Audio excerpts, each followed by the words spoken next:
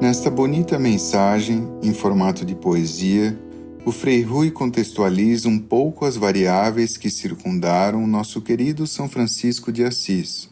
Vamos entender um pouco mais deste santo tão humilde e, por isso mesmo, tão grandioso, que inspira multidões até hoje. São Francisco, rogai por nós.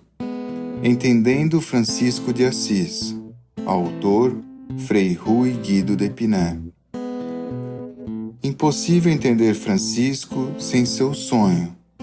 Impossível entender Francisco sem sua aventura. Impossível entender Francisco sem Assis. Impossível entender Francisco sem a ordem primeira. Impossível entender Francisco sem a ordem segunda. Impossível entender Francisco sem a ordem terceira. Impossível entender Francisco sem a sua loucura espiritual.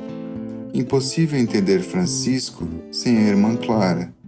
Impossível entender Francisco sem o Cântico das Criaturas. Impossível entender Francisco sem o Monte Alverne. Impossível entender Francisco sem o irmão doente.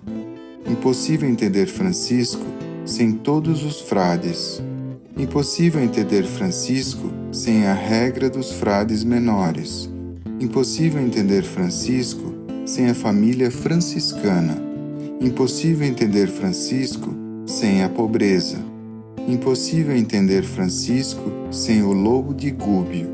Impossível entender Francisco sem São Damião. Impossível entender Francisco sem Francisco. Amém.